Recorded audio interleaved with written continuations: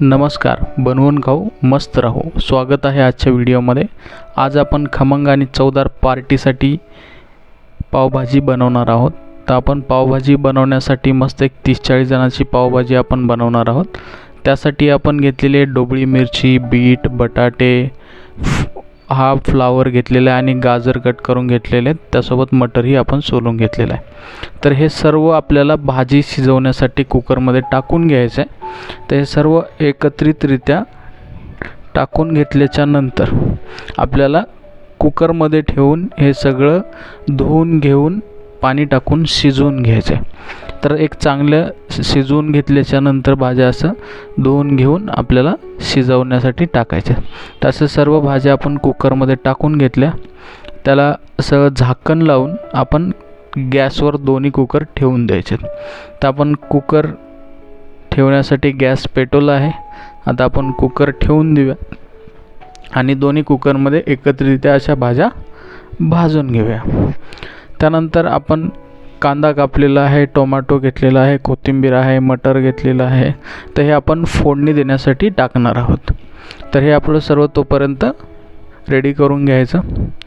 तर एक 3-4 शिट्ट्या होऊन झालेल्या आहेत. तर असं आपण एक कुकर आपण शिजलेलं आहे काढून घ्यायचं आहे.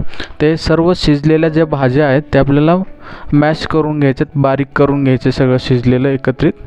तसं हे दोन्ही मॅश करून घेतल्यानंतर आता आपल्याला द्यायची फोडणी.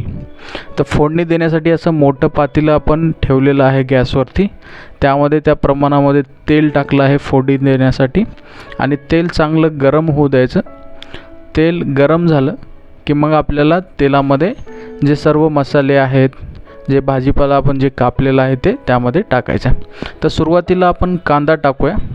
तर सर्व असा कांदा एकत्रितरित्या कापलेला टाकून घ्यायचा आहे आणि तो तेलामध्ये चांगला भाजून घ्यायचा आहे. तर चांगला तेलामध्ये भाजून घेऊन जसं की त्याचा कलर चेंज होईपर्यंत त्याला व्यवस्थित आपल्याला भाजून घ्यायचं आहे. तर अशा प्रकारे कांदा भाजून घेतला आहे. त्यानंतर आपण टोमॅटो कापलेले आहेत. तर टोमॅटो जे कापलेले आहेत तेही टोमॅटो आपण त्यामध्ये टाकून घ्यायचे.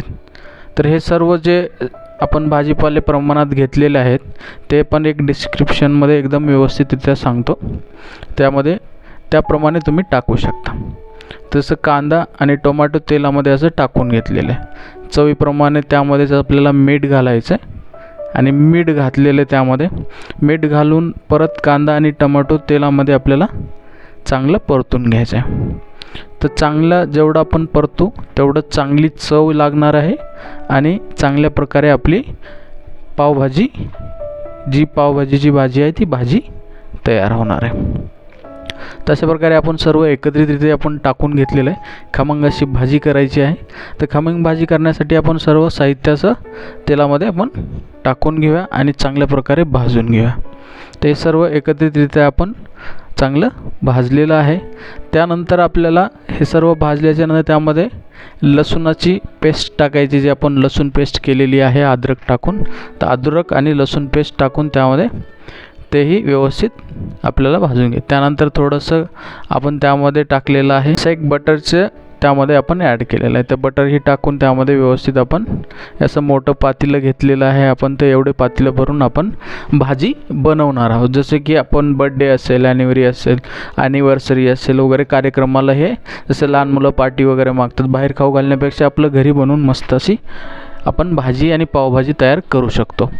तर त्यामध्ये आपल्याला चवीनुसार असं तिखट घालायचं आहे. ज्या भाजीच्या प्रमाणामध्ये तिखट घातल्याच्या नंतर आपल्याला त्याला व्यवस्थित असं लाल तिखट, काळं तिखट घालून घ्यायचं. हळद टाकून घ्यायची आणि म्हणजे जेवढं भाजीचं प्रमाण आहे तेवढ्या प्रमाणामध्ये हे सर्व टाकून घ्यायचं.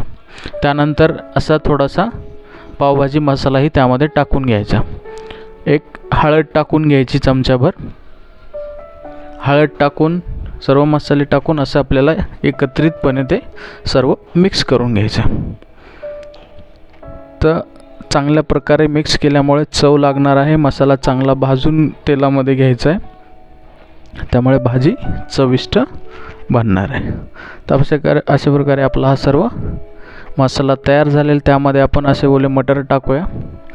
तर मटर टाकूनही आपण त्याला व्यवस्थित मिक्स करून घेऊया.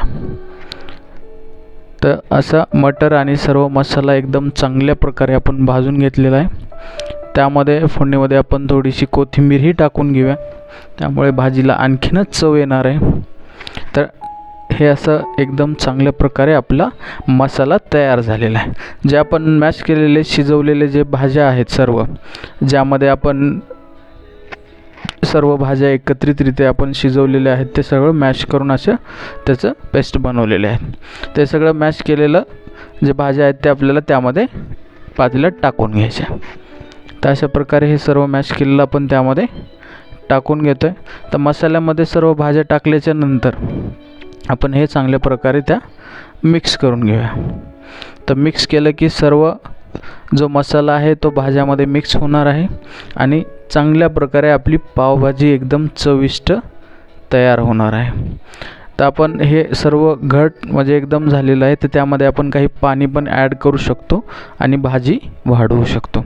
तर थोडंसं कलर येण्यासाठी जर अवेलेबल असेल तर असं खाण्याचा आपण कलरही त्यामध्ये टाकू शकतो, ज्यामुळे भाजीला आणखी कलर येईल. चवीसोबतच तुम्हाला दिसायलाही चांगली भाजी दिसेल आणि एकदम सगळे आवडीनं खातील. एकदम हॉटेलसारखी आणि एकदम चविष्ट अशी ही आपली पावभाजी तयार होणार आहे. तसं चांगल्या प्रकारे परत आपण थोडीशी त्याला शिजून द्यायची आणि वरतून भाजीला मस्त नंबर एक असं कोथिंबीर ॲड करायची. तर एकदम हॉटेलसारखी चविष्ट आणि एकदम भारी अशी आपली पावभाजी तयार झालेली आहे. ते सर्व एकदा परत मिक्स करून घ्यायचं.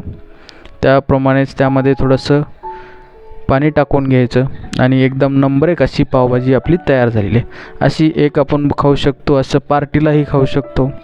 तर बनवून खा, कशी लागली सांगा, लाईक करा, शेअर करा, सबस्क्राईब करा आणि थँक्स फॉर वॉचिंग.